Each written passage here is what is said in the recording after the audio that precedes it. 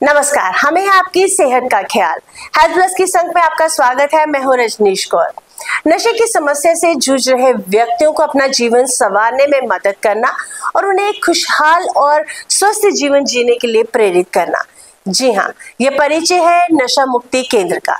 नशा मुक्ति केंद्र क्या होता है, किस तरीके से इसमें उपचार किया जाता है, इसी विषय पर बात करने के लिए आज हमारे साथ हैं director JKSPYM Pallavi Singh. Ma'am, आपका बहुत बहुत स्वागत है। मैम, सबसे पहले मेरा प्रश्न है कि अगर कोई बच्चा इस नशे की लत से ग्रसित हो जाता है तो पहला प्रोसीजर जो है कि आपने एडमिशन लेना है या आप बच्चे को वहाँ पे लेकर छोड़ना चाहते हैं, तो क्या प्रोसीजर हमें फॉलो करना है, क्या क्या रिक्वायरमेंट्स है, क्या हमारे पास चीज़ें होनी चाहिए कि हम बच्चे को वहाँ पे छोड़ सकें? देखें, शुरुआत तो मैं ऐसे करूंगी कि मान लीजिए कोई बच्चा का पेरेंट्स को पता चला कि वो ड्रग्स में है, फॉर एग्जांपल, या टीचर्स को पता चला या किसी को भी पता चला, तो जो पहले तो सबसे पहले क्या होता है ना कि पेरेंट्स ज्यादातर नर्वस हो जाते हैं। उनको लगता है कि ये क्या हो गया, मतलब बच्चे को इस तरह से। तो इस यहाँ पे एकदम कामली ये सोचना है कि अगर बच्चे ने ड्रग्स लेना शुरू किया है तो अभी ट्रीटमेंट पॉसिबल है। बिकॉज होता क्या है कि पेरेंट्स को पता चलते चलते भी 1-2 साल लग ही जाते हैं। इनिशियल स्टेज में ज्यादा उनको पता भी नहीं चलता है। बिकॉज जो आप एज पर सर्वे, जो नेशनल सर्वे हुआ था 2019 में, उसमें जो ज्यादातर 80% बच्चे जो ड्रग्स में थे, उनकी जो शुरुआत के जो एज ग्रुप था वो किस एज में उन्होंने स्टार्ट किया था, उसमें मैक्सिमम जो 80% थे उन्होंने अबव 15 और 18 के बीच में ही स्टार्ट किया था, मैक्सिमम लोगों ने।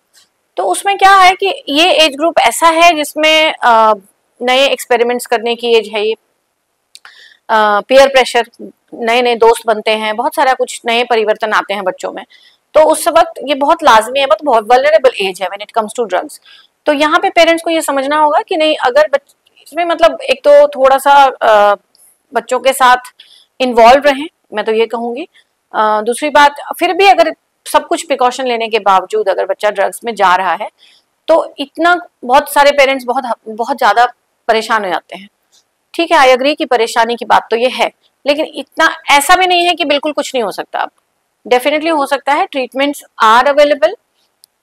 एक अच्छे रिहेबिलिटेशन सेंटर का पता करें, खास करके ऐसे, या तो प्राइवेट हो तो सब प्रॉपर इंफ्रास्ट्रक्चर हो उसमें, प्रॉपर। सबसे इम्पोर्टेंट चीज जो देखने की है वो रिहैब में वो ये है कि उनके पास जो ह्यूमन रिसोर्स है वो कौन कौन से हैं।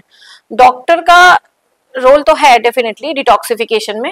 जो मोस्ट इम्पोर्टेंट है कि क्लिनिकल साइकोलॉजिस्ट या काउंसलर्स हैं कि नहीं, क्योंकि they are the backbone, I believe truly. Because मुझे लगभग 20 साल हो गया रिहैब के साथ जुड़े हुए और देखते हुए, उनके काम को मॉनिटर करते हुए। तो मुझे लगता है कि सबका इम्पोर्टेंट ऐसे रोल है, लेकिन आई बिलीव कि counsellors are the backbone of rehabs. तो एक देख लें कि सब लोग, एक तो पहले की बच्चे के मानवाधिकार की रक्षा वहां पे है कि नहीं है, मारपीट तो नहीं किया जा रहा है, स्टाफिंग पैटर्न कैसे, एक बार स्टाफ से बात कर लें जरूर जाके, वहां के लोगों से, वहां के ह्यूमन की वो जानकारी है कि नहीं उनको, मतलब रिहेबिलिटेशन का कॉन्सेप्ट है कि नहीं, कैसे करते हैं, क्या करते हैं, किस तरह से ट्रीटमेंट करते हैं। और उसके बाद कंसेंट के साथ ही, मतलब ये नहीं कि जबरदस्ती, ये वाली चीज नहीं होनी चाहिए। तो उसके लिए थोड़ा टाइम भी अगर लगाना पड़े, बच्चे के साथ इन्वॉल्व होना पड़े उसके साथ, कि क्यों, मतलब एज अ एक तरह से जॉइंट एफर्ट होना चाहिए कि काउंसलर्स भी उसके ऊपर काम करें, क्योंकि जब तक आप उसको वो विलिंग नहीं होगा, इसमें रिजल्ट मुश्किल है थोड़ा आना। सो दैट इज वाई कि क्लाइंट को, जो पेशेंट है, जो बच्चा ड्रग्स ले रहा है, उसको ये समझाना जरूरी है कि उसको नशा क्यों छोड़ना चाहिए। ठीक है, तो वो उसमें थोड़े एफर्ट लगते हैं, काउंसलर्स भी अपने लेवल पे बात करते हैं, पेरेंट्स को भी करना चाहिए। और उसके बाद आप रिहेबिलिटेशन सेंटर में आप उसको दाखिल करते हैं। वहाँ एक प्रोसेस है कि उसकी इनटेक ली जाती है, उसकी पूरी स्क्रीनिंग होती है बच्चे की, physical screening as well as psychological screening, कि अभी वो किस स्टेज में है, क्या कारण था, ड्रग्स कैसे स्टार्ट किया। फिजिकल स्क्रीनिंग में कुछ टेस्ट लेते हैं, कराते हैं कि क्या कंडीशन है अंदर के सिस्टम की, और एक प्रॉपर इनटेक ली जाती है। 1-2 घंटे का सेशन होता है वो, मतलब ग्रेजुअली थोड़ा थोड़ा समय देके हम करते हैं। और उसके बाद ट्रीटमेंट प्लान बनता है। डिटॉक्सिफिकेशन तो स्टार्ट होता है, doctor comes and prescribes the medicine, जो भी है उसके सिम्टोमेटिक ही देते हैं ज्यादातर। और इसमें क्या होता है ना कि मान लीजिए कोई अल्कोहलिक है, अल्कोहल ले रहा है, तो अल्कोहल को एक सर्टेन टाइप ऑफ विड्रॉल्स ही होंगे, ठीक है, अल्कोहल छोड़ने के बाद। वैसे ओपियाइड ड्रग ले रहा है, अगर हेरोइन टाइप का कुछ ले रहा है, चिट्टा ले रहा है जो कॉमनली यहाँ पे बोलते हैं उसको, तो उसके एक सर्टेन टाइप के ही 90% उसके जो विड्रॉल सिम्टम्स होंगे। विड्रॉल सिम्टम्स मतलब एकदम से जो ड्रग्स छोड़ने के बाद जो तकलीफें होती हैं साइकोलॉजिकली और फिजिकली, उसको कहते हैं विड्रॉल सिम्टम्स। तो वो जो विड्रॉल सिम्टम्स हैं वो मोर और लेस सबके उस पर्टिकुलर ड्रग के सेम ही होंगे। तो डॉक्टर को पता होता है कि कैसे क्या किस तरह से सिम्टोमेटिक इसको ट्रीटमेंट देनी है, और ओपियाइड है तो क्या देना है दवाई, और दवाई कुछ दिनों तक चलती है। उसके साथ साथ साइकोथेरेपी भी स्टार्ट हो जाना चाहिए उसका, मतलब मेडिकल ट्रीटमेंट के साथ साथ साइकोथेरेपी भी स्टार्ट हो जाना चाहिए। It should go side by side. It's not कि ये सिर्फ मेडिसिन से ही ट्रीट होने वाली दवाई बीमारी है, और उस दौरान फैमिली की इन्वॉल्वमेंट भी होनी चाहिए। हम काउंसलर के साथ बैठ के क्लाइंट के कोई से कि देखिए हमारा हमेशा ही वो अप्रोच ज्यादा अच्छा होता है जिसमें आप भी, हम एज ए नॉर्मल लेमैन भी डॉक्टर के पास जाते हैं। अगर डॉक्टर हमें इन्वॉल्व करता है, चाहे वो छोटी सी बीमारी ही क्यों ना हो, डॉक्टर अगर हमें इन्वॉल्व करते हैं बीमारी के बारे में बताने में कि आपको ये परेशानी है, आपको ये परेशानी, आपने शायद ये किया है, तो हम थोड़ा बेहतर फील करते हैं और we take the ownership of that particular बीमारी, है ना। तो वैसे ही काउंसलर और क्लाइंट आपस में बैठ के एक ट्रीटमेंट प्लान बनाते हैं अपने, पहले वो डिस्कस हो जिसमें ये डिस्कशन होता है कि क्या क्या प्रॉब्लम आई है बिकॉज ऑफ ड्रग्स, है ना।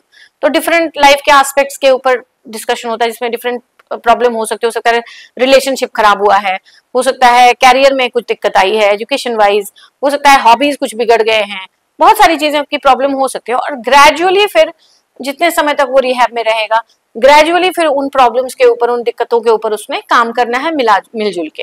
उसमें फैमिली की भी इन्वॉल्वमेंट रहती है, और इसीलिए फैमिली प्रोग्राम बहुत इंपॉर्टेंट है when it comes to rehabilitation centre, क्योंकि रिहैब में अगर परिवार का इन्वॉल्वमेंट नहीं है तो वो ट्रीटमेंट ही अधूरा है, मैं समझती हूँ। बिकॉज एक बच्चा जो ड्रग्स में है वो सिर्फ अकेला परेशान नहीं है, उसकी फैमिली भी, फैमिली में खास करके मदर या आप कहें वाइफ, अगर वो थोड़ा 25 अबव है और उसकी शादीशुदा है तो फिर वाइफ भी उतनी ही परेशान होती है, जो स्पाउस है, खास करके बच्चे अगर है तो वो भी परेशान है। तो ओवरऑल सबकी काउंसलिंग जरूरी है। आप अगर ये सोचेंगे कि सिर्फ ड्रग एडिक्ट की काउंसलिंग हो गई या उसकी ट्रीटमेंट हो गई या उसको दवाई दे दिया तो बात बन जाएगी, नहीं, ऐसा नहीं है। पूरे परिवार को, और सबसे बड़ी बात, परिवार को ये भी समझाना जरूरी है, एक तो उनको इस कोडिपेंडेंसी या और भी जो फैमिली को जो समस्या होती है उससे बाहर निकालने के साथ साथ उनको एक सपोर्ट सिस्टम भी बनना है। तो इसकी भी ट्रेनिंग की आगे कैसे वार्निंग साइंस, जो रिलैप्स के, क्योंकि चांसेस हैं कि ये वाली बीमारी में लोग रिलैप्स भी होते हैं, है ना, बाहर जाने के बाद। अवेलेबिलिटी ऑफ ड्रग्स है अगर, या कुछ भी कारण, कोई भी इमोशनल कुछ भी होता है तो उसमें बंदा रिलैप्स हो सकता है।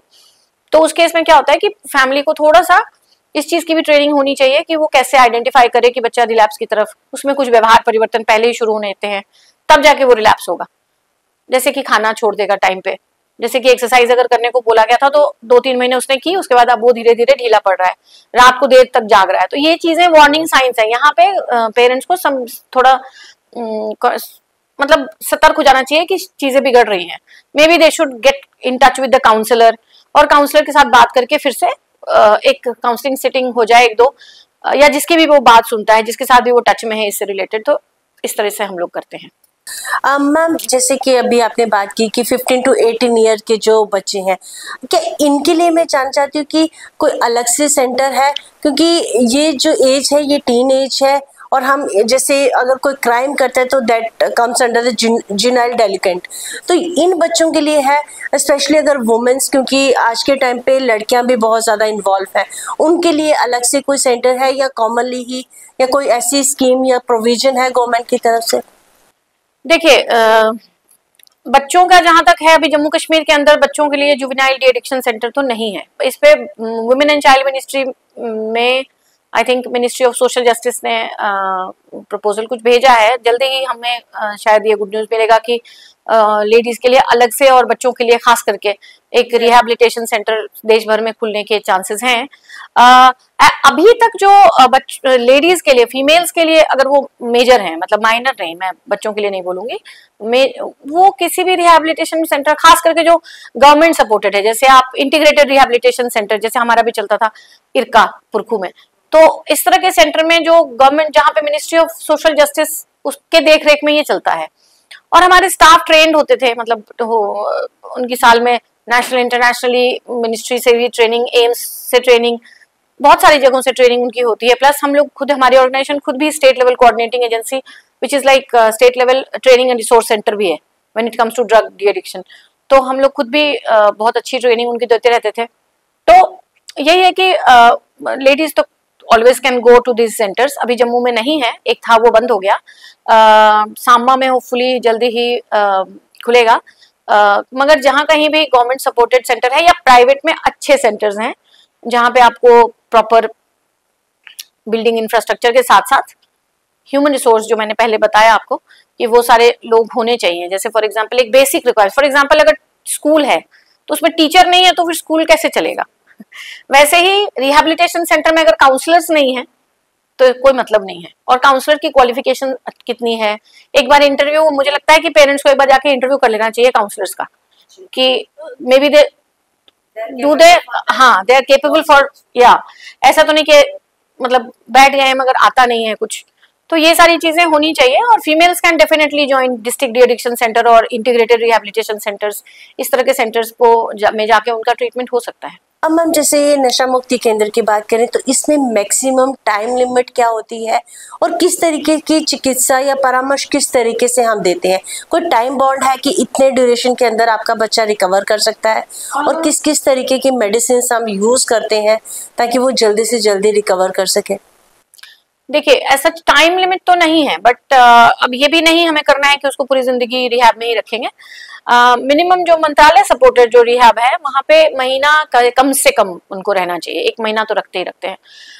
हमारे जैसे हमारे सेंटर्स में हम 1 से 3 महीना रखते थे, मतलब डिपेंड करता है, कोई 2 महीने में जा सकता था, डिपेंड करता है पर्सन टू पर्सन। से फॉर एग्जाम्पल अगर कोई ऐसा बंदा है जो फर्स्ट टाइम है, अभी जस्ट उसने 1-2 साल पहले ही यूज करना शुरू किया, and actually it depends on motivation level कि कितना मोटिवेटेड है वो, ठीक है, उसके ऊपर डिपेंड करता है। और अगर कोई बहुत बार सेवरल बार रिलैप्स हो चुका है तो उस केस में कई बार वो खुद ही वॉलंटरली कहते हैं कि मैं अब समय देना चाहता हूँ रिहैब में, मैं थोड़े दिन रुकना चाहता हूँ। और रिहैब में बिताया हुआ समय जाया नहीं जाता है, बिकॉज एवरी डे उसके ऊपर काम किया जा रहा है कि वो अपने व्यवहार में, अपने ओवरऑल जिंदगी में परिवर्तन लाए। अपने, आप सोचिए, सोशल स्किल्स सीखे, बहुत सारी चीजें बंदा जब ड्रग्स में होता है ना तो भूल जाता है इंसान, है ना। तो मतलब उसकी लाइफ की स्टाइल जो है ना वो ड्रग्स के साथ ही हुक्ड रहता है कंप्लीटली। वो सुबह उठता है, पहली चीज जो उसको ध्यान में आता है, खास करके जो ओपियाइड ड्रग्स में और भी जो हार्डकोर ड्रग्स हैं उसमें, तो उसमें क्या है कि पहली चीज जो उसको ध्यान में आता है वो ड्रग्स। एक डोज उसने लिया, 2-4 घंटे के बाद उसको फिर से पता है कि क्रेविंग होनी है, फिर से उसको उसके प्रोक्योरमेंट, क्योंकि इलीगल ड्रग्स है, अब उसको उसकी प्रोक्योरमेंट इतनी आसानी तो है नहीं ना, पुलिस का डर है, ये है, डर है, वो डर है, plus it is very expensive.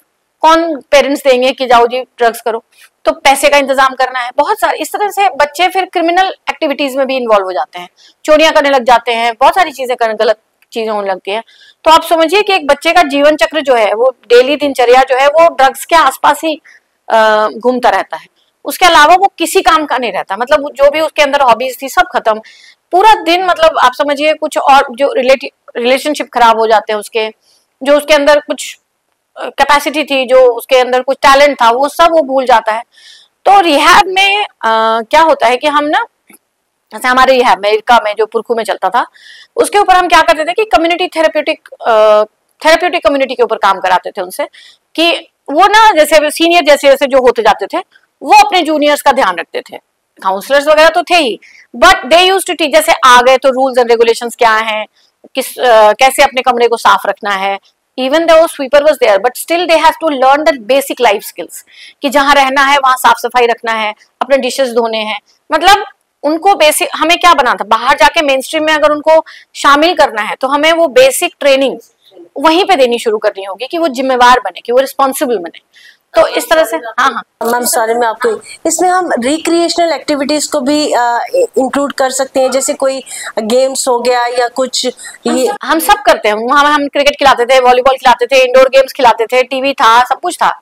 They used to play lot of memory games, किसी उससे उनका मेमोरी शार्प हो, तो इस तरह की चीजें हम कराते रहते थे। मतलब आप समझिए वहाँ पे सुबह 9:30 to 5 o'clock we used to keep them busy. 5 o'clock के बाद भी मीटिंग होती थी उनकी, जिसको हम ए मीटिंग कहते हैं, एन ए मीटिंग कहते हैं। मीटिंग होती थी हफ्ते में 3 बार, फिर उनका रिफ्लेक्शन होता था, फिर प्रेयर के बाद वो सो जाते थे। तो इस तरह से रिहैबिलिटेशन इसलिए कहा जाता है ना कि बहुत इनके लिए जो जिनका कहीं कोई रास्ता नहीं है, उनका रिहैब में डेफिनेटली उनके फर्क पड़ता है। और बहुत सारे बच्चे रिहैब्स में ठीक होके जाते हैं। हमारे ही बुरकू में कम से कम हजारों बच्चे ठीक होके आज अच्छी जिंदगी जी रहे हैं। मैम इनके डाइट प्लान के लिए कोई आप स्पेसिफिक कुछ रिकमेंड करते हैं? डाइट प्लान देखिए, हम जैसे डाइट प्लान तो जो बैलेंस डाइट जैसा होना चाहिए वैसा खाएंगे तो नॉर्मल हो जाएंगे। ऐसा कुछ नहीं कि कोई स्पेसिफिक डाइट प्लान चाहिए, अनलेस बहुत ज्यादा कुछ ऐसा नीड है। बिकॉज सारे क्लाइंट्स को ऐसा कुछ नहीं है कि बहुत ज्यादा एक्स्ट्रा कुछ मील की जरूरत है। नहीं, एक बेसिक बैलेंस डाइट लेने से it's more than enough. Ma'am पहले भी आप थोड़ा सा डिस्कस है, लेकिन मैं चाहती हूँ कि डिटेल में हमारे दर्शकों को इनके स्केड्यूल क्या रहता है सारे दिन का, किस तरीके से आप उनको बिजी रखते थे या किस तरीके से उनको मोटिवेट करके आपने पूरा दिन स्पेंड करना विदाउट यूजिंग ड्रग्स, तो वो डिटेल में मैं थोड़ा सा देखिए, रिहैबिलिटेशन सेंटर में एक जो पेरेंट्स को थोड़ा सा अप्रीहेंशन रहता है कि शायद कहीं ड्रग्स ना आता हो, तो एक ये भी इंश्योर करना जरूरी है कि आप जिस भी रिहैब में लेके जाए वहां पे ये इंश्योर करें कि वहां कोई ड्रग्स तो नहीं आ जा रहा है बाहर, नंबर 1। नंबर 2, किसी भी रिहैबिलिटेशन सेंटर में एक शेड्यूल जरूर होता है आमतौर पे। जो मिनिस्ट्री सपोर्टेड सेंटर्स हैं, जितनों को मैं जानती हूँ, क्योंकि हमारा खुद का भी एक सांबा में स्टार्ट हो रहा है, कुलगाम में ऑलरेडी सेंटर चल रहा है, और इरका चल रहा था पर वो भी बंद हुआ। तो उसमें क्या होता है कि सुबह 9:30 से हम एक्चुअली सुबह 6 o'clock ही 6:30 पे इनके उठने का टाइम है। उसके बाद दे क्लीन दे अपना फ्रेश अप होते हैं, फिर एक्सरसाइज योगा वगैरह करते थे। एक्सरसाइज योगा करने के बाद हाउसकीपिंग अपना बिस्तर बनाते हैं, थोड़ी बहुत सफाई वगैरह करते हैं। फिर ये नहाने के बाद ब्रेकफास्ट और मेडिसिन। 9:30 तक इनको ये रेडी हो जाना है। और ये नहीं है कि ब्रेकफास्ट आज मैं नहीं करूंगा या आज मैं 11 बजे करूंगा या 12 बजे करूंगा, ऐसा नहीं चलेगा। मतलब 9:30 तक ब्रेकफास्ट इनको कर लेना है हर हालत में। 9:15 इनफैक्ट 8 to 8:15 से 9:15 तक इनके ब्रेकफास्ट का टाइम था, तो उस दौरान ब्रेकफास्ट कर लेना है। फिर इनको मेडिसिन और बाकी चीजें मिलती हैं। 9:30 से इनका मॉर्निंग मीटिंग स्टार्ट होता है। मॉर्निंग मीटिंग में they start how they share with each other कि कैसा इनका कल का दिन रहा, रात कैसी कटी, how did they felt, what progress they have made, किस तरह के आज कैसा फील कर रहे हैं। और फिर उनमें से जो टैलेंटेड लोग हैं, जो कुछ सुनाना चाहते हैं, गाना सुनाते हैं या कुछ इस तरह के, एक बढ़िया नोट पे मॉर्निंग मीटिंग खत्म होती है। उसके बाद ये अखबार पढ़ते हैं, ठीक है, आधे घंटे के लिए सब लोग डेली न्यूज़पेपर पढ़ते हैं। वो उसमें हम थोड़ा ध्यान रखते हैं कि कोई ऐसा न्यूज उसमें ना हो जिससे डिस्टर्ब हो जाए, मतलब जिससे और ट्रिगर हो जाए या कुछ ऐसा। तो पहले इसलिए हम एक दिन पुराना पेपर पढ़ाते हैं इनको, ठीक है कि वो हम पहले गो थ्रू कर चुके होते हैं, फिर ये पेपर पढ़ते हैं, ताकि इनको ये भी पता रहे कि देश दुनिया में क्या चल रहा है। ये ऐसा भी नहीं होना चाहिए कि अंदर, हाँ बिल्कुल। फिर इनका री एजुकेटिव सेशन होता है वहां पे, ठीक है। मॉर्निंग में हर दिन काउंसलर री एजुकेटिव सेशन, जिसमें डिफरेंट टॉपिक्स पे बात होती है। For example, addiction is a disease, whether it is a disease और not, they discuss among each other क्या क्या सिम्टम्स हैं इसके, फर्स्ट स्टेज सेकंड स्टेज में क्या, फर्स्ट स्टेज में क्या सिम्टम्स है, सेकंड स्टेज में क्या सिम्टम्स हैं, थर्ड स्टेज में क्या सिम्टम्स हैं। इस तरह से ये सारा डिस्कस होता है, 1-1.5 घंटे का सेशन होता है। फिर उसके बाद चाय की ब्रेक होती है 15 मिनट की। उसके बाद एक ग्रुप एक्टिविटी कराई जाती है 1 घंटे की, ठीक है, 1-1.5 घंटे की। उसके बाद 15-20 मिनट, आधा घंटा की छुट्टी होती है। फिर लंच सर्व हो जाता है। करीब करीब 1 बजे 1:15 के आसपास लंच सर्व होता है। 2-2:15 के आसपास 1 घंटा इनको लंच ब्रेक मिलता है पूरा। उसमें कुछ लोग खा के अपना रेस्ट वेस्ट कर लेते हैं। 2-2:15 में इनका ग्रुप थेरेपी स्टार्ट होता है, 2:15 से 1-1.5 घंटे की वो भी। इसमें क्या है, counsellor is in the back seat और क्लाइंट्स आपस में डिस्कस करते हैं किसी एक पर्टिकुलर, जैसे फॉर एग्जांपल हम लोग कहते थे आप अपनी जिंदगी का सबसे वर्स्ट ड्रग टेकिंग एपिसोड के बारे में आज बात करो, ठीक है।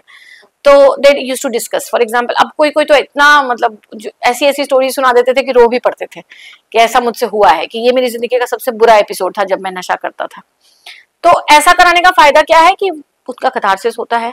एक जो इन लड़कों में ये होता था कि ये जो नशे के कारण जो गलत चीजें हुई हैं वो कई बार ये सोचते हैं कि मेरे ही साथ शायद ऐसा हुआ है, पर जब ये ग्रुप में 20 लोगों को सुन रहे हैं, 15 लोगों को सुन रहे हैं कि सबके साथ कुछ ना कुछ बुरा ही हुआ है, then they stop blaming themselves and they start thinking कि ये ड्रग्स के कारण ऐसा हुआ है, इसमें मेरी कोई गलती नहीं है। और एक गिल्ट और जो एक पछतावा एक जो शेम और गिल्ट से बाहर आते हैं।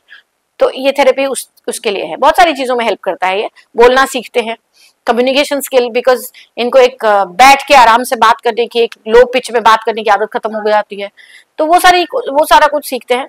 उसके बाद एक और एक्टिविटी होती है जिसमें कभी कभी गेम्स होते हैं, कभी इनको ना कहने की, कि बाहर जाने के बाद अगर कोई ऑफर करता है तो कैसे ये ना कहें, किस तरह से ना कह सकते हैं, डिफरेंट ट्रिक्स क्या हो सकते हैं टू बी असर्टिव, उसकी ट्रेनिंग कराई जाती है उस तरह से। कभी रोल प्ले, कभी बहुत सारी मतलब 1-1.5 घंटे का वो भी होता है। 5 बजे तक ये चलता है, 5 बजे टी टाइम है इनका। फिर उसके बाद ये लोग इंडोर गेम्स खेलते हैं, थोड़ी ब्रीदिंग एक्सरसाइज करते हैं, टीवी देखते हैं थोड़ी देर, आधा घंटा। उसके बाद वही एक हफ्ते में 3 दिन मीटिंग होती है। फिर खाना खाने के बाद रिफ्लेक्शन, डायरी कई लोग लिखते हैं, जर्नल कैसा फील किया उन्होंने। बहुत बच्चे लिखते हैं, बहुत बच्चे नहीं लिख पाते हैं, तो उनको कोई कंपल्शन नहीं है, बट लिखते हैं नॉर्मली। 9:30 जिनको मेडिसिन चल रही है उनको मेडिसिन देने के बाद 9:30 लाइट ऑफ। ओके मैम, जैसे कि अब ये बच्चा यहाँ से रिकवर होके बाहर निकल रहा है और उसे उस दुनिया को फेस करना है, फिर से किसी जॉब में जाना है, ऐसा कोई सेटलमेंट प्लान होता है? क्योंकि अगर बच्चा ड्रग्स में है तो आप ये जानते हैं कि किसी भी जगह पे जहाँ पे वो जॉब कर रहा है उसको एक्सेप्ट नहीं किया जाएगा, तो उसके लिए कोई ऐसा उन्होंने रखा है प्लान कि इनकेस अगर बच्चा जाता है तो ये स्किल सीख के जाए, देन फ्यूचर में उसके काम आ सके? देखिए हमारे सेंटर में तो स्किल के लिए नहीं है, ऐसा कुछ अभी तक नहीं था, लेकिन स्किल इंडिया के प्रोग्राम्स बहुत सारे जगह पे चल रहे हैं। हमारे यहाँ से सेंटर से बहुत, हाँ इनफैक्ट हमने अपने यहाँ भी एक वर्कशॉप करवाया था स्किल इंडिया का, 15 दिन का उन्होंने मोबाइल रिपेयरिंग का करवाया था। तो इस तरह से हम बाहर से आउटसोर्स करके इंस्टीट्यूशंस को बोलते हैं कि आप आके बीच बीच में, इफ दे आर इंटरेस्टेड, अगर वो इंटरेस्टेड नहीं तो हम कई बार क्या करते हैं कि स्किल इंडिया के डिफरेंट कोर्सेज हैं, उसमें हम कुछ बच्चों को एनरोल करवा देते हैं। ऐसा हमने बहुत सारों के साथ किया है। जैसे फॉर एग्जांपल अगर कोई मैथ्स में अच्छा है या कैलकुलेशन में अच्छा है और उसने कॉमर्स पढ़ा है 11-12 में, तो हम उनको अकाउंटेंसी या बुक कीपिंग वगैरह का कोर्स करवाते हैं। और बहुत सारे ऐसे बच्चे हैं जो अभी डिफरेंट जगहों पे काम कर रहे हैं।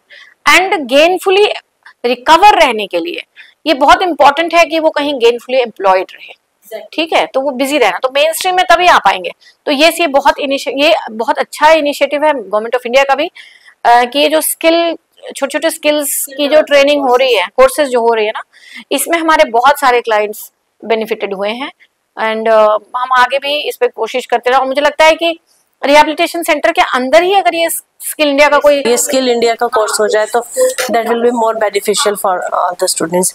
मैम, फॉलो अप प्रोग्राम के साथ साथ एक लास्ट में मैं 2-3 चीजें डिस्कस आपसे करूंगी, वो आपको डिटेल में हमारे दर्शकों को आप बता दीजिए। पहला ये कि मरीज जब वो निकल जाता है वहां से, पेशेंट हमारा रिकवर हो जाता है, तो पेरेंट्स का एटीट्यूड कैसा रहना चाहिए? और लास्ट में हमारे दर्शकों को जाते जाते ये बता दीजिए कि इन केस आपका बच्चा इंडल्ज हो रहा है या आप हो रहे हो तो उससे अपने आप को पहले ही साइलेंट किन एक्टिविटीज से करना है। ये 2 चीजें देखें, जो हमारा फॉलो अप का एक्टिविटी है वो करीब करीब 2 साल चलता है। We very much make them clear, हम अपने क्लाइंट्स को भी कह देते हैं और पेरेंट्स को भी समझाते हैं कि 2 साल तक इसको अपने सेंटर के साथ टच में रखना है। बहुत सारे नहीं रह पाते हैं, बहुत सारे आते रहते हैं। We write them letters, we call them. हमारे कुछ स्टाफ जो जम्मू के हैं वो चले भी जाते हैं, थोड़ी सी स्टाफिंग की कमी थी वहाँ पे, मतलब स्कीम के हिसाब से चलना था, मगर जितना हो सकता है हम उनके होम विजिट भी कर लेते हैं। तो 2 साल तक हम कोशिश करते हैं कि उनको टच में रखें। उनमें से कुछ जो रिलैप्स हो जाते हैं उनको हम वापस ट्रीटमेंट के लिए भी बुलाते हैं, ठीक है। ट्रीटमेंट प्रिवेंशन प्रोग्राम हमारा जो है वो थोड़ा शॉर्ट टर्म का है, मतलब 10-15 दिन में हम उनको वापस भेज देते हैं। फॉर एग्जाम्पल कोई किसी ने 2 दिन पहले दोबारा स्टार्ट कर दिया तो अब उसको पूरा 3-4 महीना रहने की जरूरत नहीं है, वो रिलैप्स प्रिवेंशन प्रोग्राम में 15 दिन रह के भी वापस जा सकता है। उसके बाद 2 साल का हमारा फॉलो अप है। अब पेरेंट्स को थोड़ा जो ध्यान रखना चाहिए वो ये कि एक सपोर्ट सिस्टम, वही जो जब मैंने पहले भी बताया आपको कि पेरेंट्स की जो काउंसलिंग होती है उसमें उनके तकलीफों को सुनने के साथ साथ हम ये भी उनको सिखाते हैं कि वार्निंग साइंस कैसे पहचाने। Relapse is a process, relapse कोई एक दिन में नहीं होता है जाने के बाद, रिकवरी के बाद। रिलैप्स होने से पहले उसमें कुछ चेंजेस आने शुरू हो जाएंगे। फॉर एग्जाम्पल वो मील स्किप करेगा, फॉर एग्जाम्पल वो पैसे ज्यादा मांगेगा, फॉर एग्जाम्पल वो फिर से आइसोलेशन में रहने लगेगा, या टीवी ज्यादा देर तक, अब उसकी जो रूटीन थी उसमें डिस्टर्बेंस आ रहा है। मतलब रिहैब में रह के वो उसने एक सेट पैटर्न में रूटीन में जीना सीख लिया था, वो घर में आके भी 2-3 महीना तो चला वैसे, मगर अब उसके रूटीन में कुछ चेंजेस आने शुरू हो गए हैं। तो वो देखने की जरूरत है, वहां पे थोड़ा इंटरवीन करने की जरूरत है पेरेंट्स को। टू मच ऐसा भी नहीं है कि टू मच, और पुरानी बातों को बिल्कुल मत दोहराइए, बिल्कुल मत दोहराइए।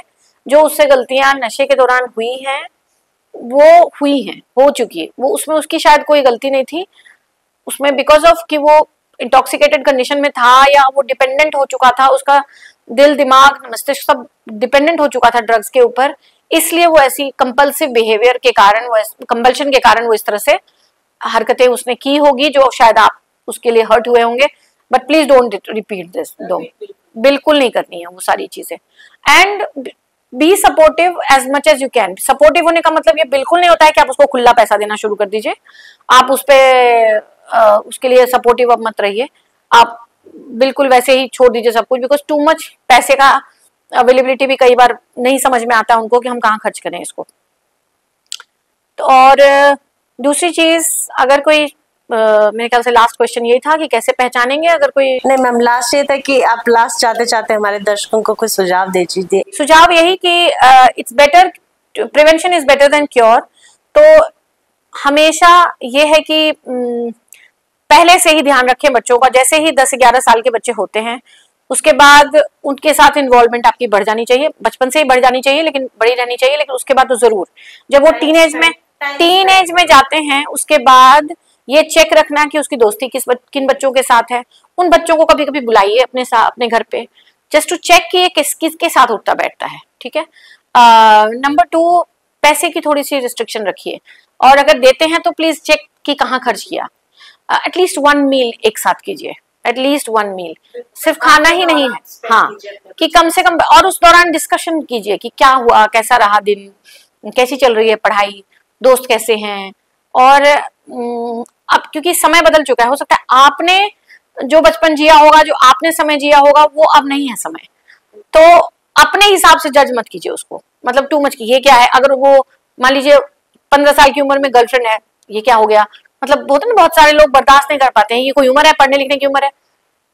उसको समझाइए कि क्योंकि जो हुआ है, अगर प्यूबर्टी आती है तो ये नेचुरल है कि वो ऑपोजिट सेक्स के प्रति या सेम सेक्स के प्रति, जैसा जिसका चॉइस है, सेक्सुअल ओरिएंटेशन है, उसके हिसाब से वो अट्रैक्टेड होगा। तो उसको थोड़ा सेंसिटिव होकर हैंडल करने की जरूरत है, और be supportive, I always say. मगर वो ये सब आपको तभी, आप अगर टू मच, देखिए बहुत सारी चीजों में ऐसा होता है कि अगर आप टू मच स्ट्रिक्ट है ना तो बच्चा आपका बताएगा नहीं, और वो आइसोलेशन में और ज्यादा ऐसी हरकतें करेगा, ऐसी चीजें, ऐसी गलतियां कर देगा जो शायद उसको नहीं करनी चाहिए, ठीक है। तो अगर आप इन्वॉल्व रहेंगे, बी फ्रेंडली। कहते हैं कि एक कहावत है, पुराने लोग कहते थे कि जब पेरेंट्स का जूता बच्चों को आने लगे तो फिर वो आपका बच्चा नहीं है, आपका दोस्त है। तो be friend with them, talk to them as much as you can. बातचीत करने, टू मच में नहीं घुसने की जरूरत है कि उसकी प्राइवेसी खत्म हो जाए, but at the same time थोड़ी इन्वॉल्वमेंट जरूरी है। yes. मैम, आप हमारे यहाँ पर आए, आपका बहुत बहुत शुक्रिया। हेल्थ प्लस के एक नए के साथ आपके साथ फिर मिलेंगे, तब तक के लिए नमस्कार, जय हिंद।